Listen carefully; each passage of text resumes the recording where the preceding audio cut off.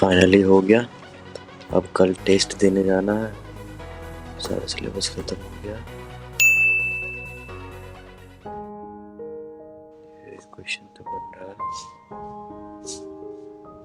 Okay,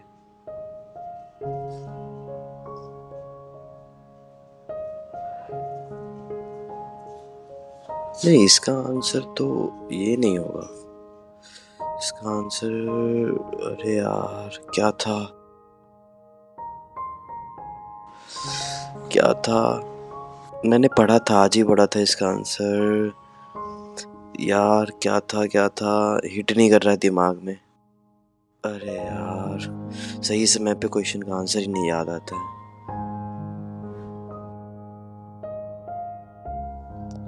छोड़ो, हटाओ, रहने दो। जब हम बहुत सारा सिलेबस एक ही साथ पढ़ के जाते हैं तो हमारे साथ भी यही प्रॉब्लम होता है जो इस बच्चे के साथ अभी हुआ है।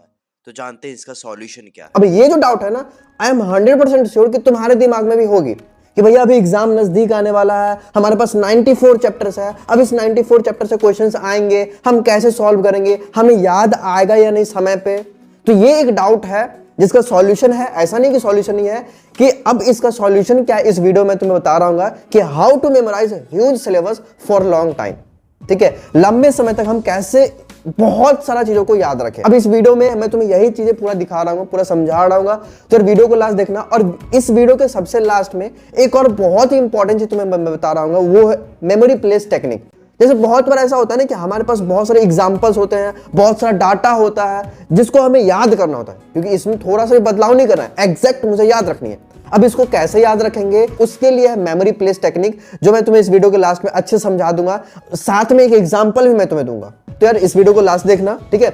सबसे पहले मैं तुम्हें यह समझा दे रहा हूं कि आखिर हम कैसे किसी चीज को लर्न करते हैं, आखिर लर्निंग प्रोसेस क्या होता है, इसमें हम किसी भी चीज को कैसे पढ़ेंगे और कैसे फिर रिवाइज करेंगे, कैसे रिकॉल करेंगे। 3 स्टेप में मैं तुम्हें समझा रहा हूं कि देखो यार, कि किसी भी चीज को हम जब पढ़ते हैं ना, तो सबसे पहले मुझे क्या करना होता है, उसको समझना होता है, उसके बाद उसको खुद को समझाना होता है, और उसके बाद उसको मुझे याद करना होता है। ठीक है, पहले समझना होता है, फिर खुद को या फिर किसी अपने फ्रेंड को समझाना होता है, फिर उसके बाद उसको हमको याद करना होता है। ये 3 प्रोसेस है, 3 स्टेप्स है किसी भी चीज को लंबे समय तक याद रखने के, किसी भी चीज को समझने के लिए या फिर लर्न करने के लिए।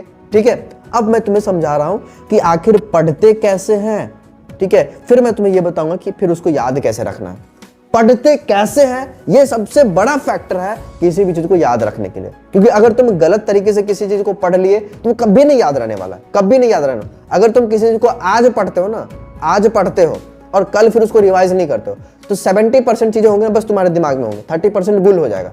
फिर तुम उसको अगर परसों भी रिवाइज नहीं करोगे तो फिर वो 30% चला जाएगा।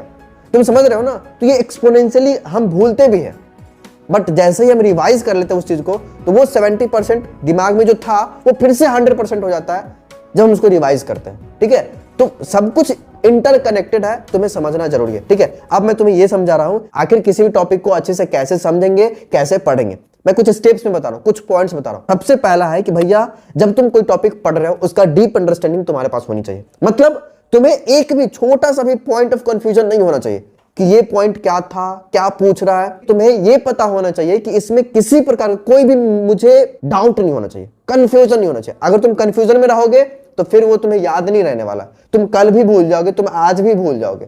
ठीक है, तो हमेशा कोशिश करना पहले कि जो भी टॉपिक पढ़ रहे हो उसको अच्छे से समझ लो, कोई डाउट नहीं होना चाहिए। डाउट है टीचर से पूछो, दोस्त से पूछो, नेट पे सर्च करो, डाउट नहीं होना चाहिए। ठीक है, दूसरा चीज है कि जब भी तुम पढ़ते हो ना, तो इस माइंडसेट से पढ़ो कि यार इस चीज को मुझे याद भी रखनी है और एग्जाम में क्वेश्चन आएगा तो मुझे सॉल्व भी करना होगा। ऐसे पढ़ोगे ना तो क्या होगा कि तुम्हारा दिमाग होगा ना, इस प्रकार से ही काम करेगा, सोचेगा कि मुझे इसको याद भी करना है, ऐसा नहीं कि बस पढ़ लेना। समझ में आ रहा है। तीसरा चीज है कि जब तुम किसी चीज को पढ़ते हो, ठीक है, लाइक मान लो कोई एक पेज पढ़ा, कोई एक चैप्टर पढ़ा, चैप्टर पढ़ने के बाद बुक को बंद करो, फिर उसको अपने लैंग्वेज में खुद को एक बार समझाओ कि आखिर तुमने क्या पढ़ा, आखिर तुम इसमें क्या समझे। खुद को अपने लैंग्वेज में समझाओ। Teach yourself. अगर दोस्त है तो बहुत अच्छा, उसको तुम समझा सकते हो। मैक्सिमम टाइम कोई होते नहीं तो खुद को समझाओ। समझ में आ रहा है। Like close your eyes. अच्छा, इस चैप्टर में मैंने ये पढ़ा, ऐसे ये पॉइंट दिया हुआ था, बस यही तो करना है। इसमें तुम्हारा दिमाग काम कर रहा है। ठीक है। और तीसरी चीज है कि देखो, हम ना बहुत बार ऐसे सोचते हैं कि अगर एक चैप्टर को पढ़ लिए तो इसको हम बाद में याद करेंगे, ठीक है, अभी पढ़ लिए बाद में याद, ठीक है। बहुत बार ऐसा चीज करना भी जरूरी होता है कि एक ही बार कोई चैप्टर तुम याद नहीं कर सकते हो, लेकिन अगर तुमने किसी चैप्टर को 2 बार 3 बार पढ़ लिया है तो अब कोशिश करो कि अब उसको याद करना है। अब बाद के लिए मत छोड़ो कि मैं इसको अब बाद में कर लूंगा। अगर देखो, हमारा माइंड जो होता है ना, एक गेम खेलता है, ये कि अगर तुम उसको रिलैक्सेशन दोगे तो वो रिलैक्स करेगा, अगर तुम उसको स्ट्रेस दोगे तो स्ट्रेस में जाना नहीं चाहेगा। तुम ही सोचो ना यार कि अगर तुम कोई काम करते हो, एक काम है सोना और दूसरा काम है पढ़ना, तो मैक्सिमम टाइम तुम यही सोचोगे यार हम सोते हैं, ठीक है। तो वही यहां पे है कि तुम ना स्ट्रेस डालो दिमाग में ये कि मुझे अब याद करना है इसको, ऐसा नहीं कि बाद के लिए छोड़ रहे हैं। चौथा पॉइंट ये है कि भैया बहुत बार ऐसा होता है ना कि हम नोट्स बनाते हैं, ठीक है। अब ये जो नोट्स है काफी हेल्पफुल होते हैं जब हम रिवीजन कर रहे होते हैं, ठीक है। तो अगर तुम नोट्स बनाते हो तो काफी अच्छा है, नोट्स बनाओ पढ़ते समय। और अगर तुम नहीं बना सकते हो तो यार काफी चीजें आती है जो रैपिड रिवीजन में काम आता है, like handbooks. Let me tell you about an handbook. ये दिशा पब्लिकेशन की हैंडबुक है जो केमिस्ट्री की है, ठीक है। अब ये जो हैंडबुक है ना, इसकी खास बात ये है कि यहाँ पे तुम्हें एनसीईआरटी के जितने भी लाइंस है ना, वहां से पॉइंट्स बनाए रखे हैं। जितने भी प्रीवियस क्वेश्चन है ना, उसको पॉइंट्स के फॉर्म में इसमें दिया हुआ है। और यार इसमें जितने भी कॉन्सेप्ट्स है, जितने भी ट्रिक्स टेक्निक्स होते हैं ना, वो सारा चीज तुम्हें यहाँ पे मिल जाएंगे। Let me show you. जितने भी पास्ट के क्वेश्चंस है ना, वो यहाँ पे पॉइंट्स के फॉर्म में दिए हुए, यू कैन सी, ठीक है। बहुत सारे टेक्निक्स होते हैं किसी चीज को याद करने के लिए, ठीक है। तो वो सारे टिप्स एंड टेक्निक्स यहाँ पे हैं, ठीक है। और यहाँ पे तुम्हें बायोलॉजी के केस में डिफरेंट डायग्राम्स मिल जाएंगे, तो इसको तुम यूज कर सकते हो। और यार 10 to 15% मार्क्स तुम्हारे इंप्रूव हो जाएंगे इससे, ठीक है। तो ये दिशा पब्लिकेशन की हैंडबुक है, तुम इसको यूज कर सकते हो। ये फिजिक्स केमिस्ट्री बायोलॉजी के लिए भी आता है, मैं डिस्क्रिप्शन में लिंक दे दूंगा, उससे तुम परचेज भी कर सकते हो। तो तुम काफी सारे हैंडबुक्स एंड शॉर्ट नोट्स वगैरह यूज कर सकते हो जो तुम्हें आगे रिवीजन में काम देगा, ठीक है। अब मैं तुम्हें ये बता रहा हूं कि भैया जब हम पढ़ लेते हैं, ठीक है, पढ़ने के बाद मुझे क्या करना है जो वो चीज मुझे लंबे समय तक याद हो जाए। तो पढ़ने के बाद सबसे पहले चीज करना है, दैट इज रिकॉल, ठीक है। देखो सुनो, रिकॉल करना सबसे मोस्ट इंपॉर्टेंट काम है। अगर तुम चीजों को रिकॉल नहीं करते हो तो वो तुम्हें कभी याद नहीं रहेगा, ठीक है। और रिकॉल करना सबसे टफेस्ट काम भी है। हम बहुत बार रिकॉल नहीं करते, बस याद कर लेते हैं, बस पढ़ लेते हैं। अब देखो रिकॉल कैसे करोगे यार, तो कोई चैप्टर पढ़ लिए, लाइक एक पेज पढ़ा, पेज को क्लोज करो, हाथ से ढको एंड जस्ट रिकॉल कि तुमने इसमें क्या क्या पढ़ा। अब यहां पे मैं तुम्हें एक चीज सिखा रहा हूं ना, that is mind mapping technique.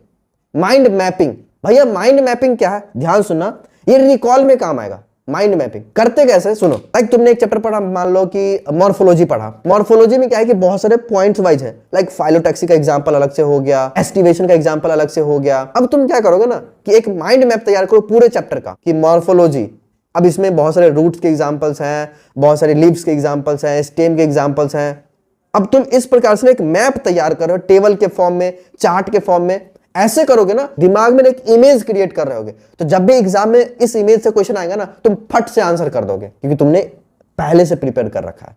तो माइंड मैपिंग टेक्निक को अप्लाई करना, आगे मैं तुम्हें सिखाऊंगा कि मेमोरी प्लेस कैसे यूज करते हैं। उसके बाद भैया मोस्ट इंपॉर्टेंट चीज अब आती है रिवीजन। देखो रिवीजन के समय में क्या होता है ना, तुम्हें यह करना है कि तुम रिवीजन के टाइम को कम करोगे और तुम्हें ना न्यू चैप्टर, जैसे न्यू चैप्टर कोई पढ़ रहे हो, उसको ओल्ड चैप्टर के साथ रिलेट करना है। न्यू चैप्टर को ओल्ड चैप्टर के साथ रिलेट करना। जब तुम रिलेटिव स्टडी करते हो ना, तो पुराने चीजें भी तुम्हें दिमाग में आएंगी और नए चीजें भी आएंगे, और वो आपस में एक दूसरे से कनेक्शन बनाएगा कि ये टॉपिक इस टॉपिक से रिलेटेड था। समझ में आ रही है मेरी बात, ठीक है। और एक और जो बहुत इंपॉर्टेंट चीज तुम्हें बता रहा हूं, जैसे कोई टॉपिक को तुमने आज पढ़ा, ठीक है, और अगर तुम उसको आज ही रिवाइज करते हो तो कोई फायदा नहीं होने वाला। आज पढ़ो फिर कल रिवाइज करो, ठीक है। बीच में एक दिन सोने का गैप होना चाहिए। तो ये था ना ओवरऑल स्टेप्स, चीजों को कैसे समझना है, समझने के बाद रिवाइज कैसे करना है, रिकॉल कैसे करना है। अब मैं तुम्हें बता रहा हूं कि काफी सारी चीजें ऐसे होते हैं ना जो डाटा होता है, जो डाटा के फॉर्म में होता है, जो एग्जाम्पल्स के फॉर्म में होते हैं। अब इसको कैसे याद रखना है, देखो यार मैं तुम्हें इस वीडियो को शुरू करने से पहले अपने घर का एक कहानी सुना रहा हूं, ठीक है। देखो यार मेरा एक घर है, सुनना, ध्यान सुना कि मेरा एक घर है। उस घर को मैंने क्या किया, चार एक्सिस में डिवाइड कर दिया, एक्स एक्सिस, वाई एक्सिस, ठीक है। तो एक्स एक्सिस पे, ठीक है, एक्स एक्सिस पे क्या है कि 3 पौधा मैंने लगा रखा है, ठीक है। एक गुलमोहर का है जो वाई एक्सिस पे है, और एक्स एक्सिस पे 2 पौधा है जो एक टमाटर का, एक नींबू का है। ध्यान सुना, मेरा घर है, उस घर में मैंने उसको 2 एक्सिस में डिवाइड किया, x axis, y axis. Y axis पे मैंने गुलमोहर का पौधा लगा दिया और एक्स एक्सिस पे टमाटर और नींबू का लगा दिया। ठीक है। अब तीसरी क्या, उसके बाद क्या है यार कि मेरे घर के अंदर ना किचन है, उस किचन के मार्जिन पे मतलब कोने पे मार्जिन पे एक सब्जी का टोकरी रखा हुआ है, जिस टोकरी में सबसे ज्यादा मटर रखा हुआ है, ठीक है, मटर सबसे ज्यादा रखा हुआ है, ठीक है। उसके बाद क्या है कि मेरा जो घर है उसका सबसे जो बेसमेंट है ना, उस बेसमेंट में कॉर्नर पे 2 फूल के पेड़ रखे हुए हैं, ठीक है, एक मैरीगोल्ड का और एक सनफ्लावर का। समझ में आ रहा है ना कैसे कैसे रखा हुआ, क्या चीजें, एक मैरीगोल्ड और एक सनफ्लावर का फूल रखा हुआ है मेरे घर के बेसमेंट में कॉर्नर पे। और ये मेरा जो घर है ना, उस घर के चारों तरफ बाहर से पूरे पेरी फेरी में मैंने मस्टर्ड का पेड़ लगा रखा है, जिससे वो मेरा घर अच्छा लगे, सेंटर पे घर होगा और पूरे चारों तरफ सरसों का पेड़ होगा, ठीक है। अब मेरा घर का जो अंदर वाला एरिया है ना, उस घर का बेसमेंट में सबसे सेंटर पे मैंने अपने गर्लफ्रेंड को प्रपोज किया, ठीक है, रोज देके, ठीक है। और मैं वो अपने जो गर्लफ्रेंड है उसको डाइन बुलाता हूं। अब देखो सुनो, ये स्टोरी तुम्हें समझ में आ गया कि मेरा एक घर है, उसको मैंने 2 एक्सिस पे डिवाइड किया। एक्स एक्सिस पे मैंने 2 पेड़ लगाया था, एक टमाटर का एक नींबू का। वाई एक्सिस पे मैंने गुलमोहर का लगाया। फिर मेरे घर के अंदर किचन में एक मार्जिन है, मार्जिन में एक टोकरी रखा हुआ है, उस टोकरी में बहुत सारा सब्जी है, उसमें सबसे ज्यादा मटर रखा हुआ है, ठीक है। फिर बेसमेंट में एक कॉर्नर पे मैंने 2 फ्लावर के पेड़ लगा रखे हैं, एक मैरीगोल्ड के, एक सनफ्लावर के, ठीक है। मेरा जो घर है उसके पूरे मार्जिन में मैंने मस्टर्ड का पेड़ लगा रखा है, जिससे मेरा घर बीच में सेंटर पे अच्छा लगे देखने में, ठीक है। फिर जो मेरा घर है उसके सेंटर पे मैंने क्या किया, अपने गर्लफ्रेंड को प्रपोज किया, और उस गर्लफ्रेंड को मैंने प्यार से, ठीक है, जैसे भी हो डाइन बुलाते हैं। अब इस चीज से तुम पता है क्या याद कर लियो हो, इस चीज से तुम, ये स्टोरी तुम्हें याद रहेगी ना। अब इससे तुमने क्या याद कर लिया, जितने भी प्लासेंटेशन है ना वो सब तुमने याद कर लिए हो। अब दिखाता हूं मैं कैसे। देखो यार, मार्जिन पे मैंने, मेरे किचन का जो मार्जिन था उस पे मैंने एक टोकरी रखा था जिसमें बहुत सारे सब्जी थे, उसमें मटर बहुत ज्यादा था, that is marginal placentation, P हो गया एग्जाम्पल। अब देखो यार, एक्सिस, मैंने घर को 2 एक्सिस में डिवाइड कर रखा था। उस एक्सिस पे 2 फ्लावर थे, एक तो यार गुलमोहर बोलते हैं ना, चाइना रोज को जो भी बोलते हैं, गुलमोहर। बाकी 2 पेड़ लगा रखा था मैंने एक्सिस पे, टमाटर और नींबू का, ठीक है, एक्साइल प्लासेंटेशन हो गया। उसके बाद देखो यार, पैराइटल प्लासेंटेशन, ठीक है, पैराइटल मतलब पेरीफेरी, PERI, ऐसे याद रखना। पैराइटल जो होता है ना, तुम उसका एस्टिवेशन देखोगे ना तो पेरीफेरी में होता है उसका, ठीक है। तो मैंने पूरे पेरीफेरी पे मस्टर्ड का पेड़ लगा रखा है, and you can remember argemone ऐसे भी, ठीक है। अब देखो यार, सेंटर पे मैंने क्या किया है, अपने गर्लफ्रेंड को प्रपोज किया सेंटर पे, ठीक है, इसको मैं डायना बोलता हूं, और रोज से प्रपोज किया था, ठीक है। और बेसमेंट में कॉर्नर पे मैंने 2 फ्लावर का पेड़ लगा रखा था, सनफ्लावर एंड मैरीगोल्ड का। अब ये स्टोरी तुम्हें याद रहेगी यार, स्टोरी बहुत इंटरेस्टिंग था, तुम्हें याद रहेगी। लेकिन मैं तुम्हें सिखाया क्या, यार तुम इस प्रकार से काफी सारे एग्जांपल्स को मेमोरी प्लेस टेक्निक से याद कर सकते हो। अब ये स्टोरी तुम कभी नहीं भूलोगे, शायद कभी नहीं भूलोगे, ठीक है। तो यार इस प्रकार से मेमोरी प्लेस टेक्निक को तुम यूज कर सकते हो अपने स्टडीज में। जो चीज तुम्हें याद नहीं होते उसको इस प्रकार से याद कर सकते हो, ठीक है। तो यार आई होप कि ये वीडियो तुम्हें बहुत हेल्पफुल लगा होगा। जो भी चीज सीखे हो ना उसको अप्लाई करना, ठीक है, सो दैट कि तुम कुछ रिजल्ट निकाल पाओ और ये वीडियो देखना तुम्हारा सफल हो जाए, ठीक है। Thank you for watching this video, bye, take care, पढ़ाई करते रहना। अगर इस वीडियो कोई भी पार्ट तुम्हें अच्छा लगा तो वो मुझे कमेंट में बताना, एंड चैनल पे पहली बार तो मेक श्योर कि सब्सक्राइब जरूर कर लेना, ठीक है। यही मुझे बहुत मोटिवेशन देती है। चलो बाय बाय।